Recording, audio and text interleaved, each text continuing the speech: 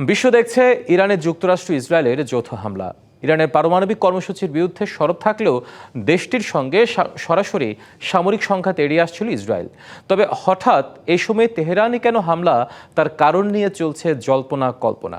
হামলার মাধ্যমে ইরানকে দুর্বল করে দেওয়ার পাশাপাশি শাসন ব্যবস্থার পরিবর্তন নাকি রয়েছে অন্য কোনো সমীকরণ, এমন প্রশ্নে ঘুরপাক খাচ্ছে আন্তর্জাতিক মহলে।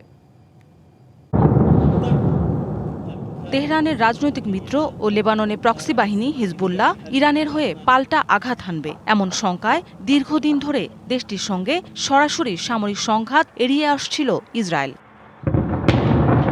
গেল শনিবার ইরানে যৌথ হামলার পর দেশটির আকাশসীমা এখন ইসরায়েল ও যুক্তরাষ্ট্রের নিয়ন্ত্রণে। একে একে ইরানের ব্যালিস্টিক ক্ষেপণাস্ত্রের অবকাঠামো ও অস্ত্রভান্ডার ধ্বংস করে চলেছে এই যৌথ শক্তি।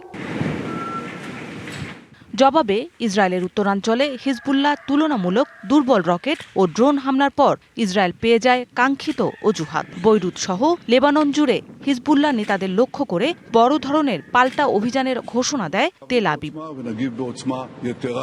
ইসরায়েলের প্রতিরক্ষা মন্ত্রণালয় জানিয়েছে, ইরানের ওপর এককভাবে হামলার পরিকল্পনা শুরু করতে গেল বছরের শেষ দিকেই সামরিক কর্মকর্তাদের নির্দেশ দেন প্রধানমন্ত্রী বেনিয়ামিন নেতানিয়াহু। সামরিক কমান্ডাররা শুরুতে এই পরিকল্পনায় তেমন আগ্রহী ছিলেন না। এককভাবে ইরানের বিরুদ্ধে লড়াই করে বড় কিছু অর্জন অসম্ভব বলেও শঙ্কায় ছিল আইডিএফ।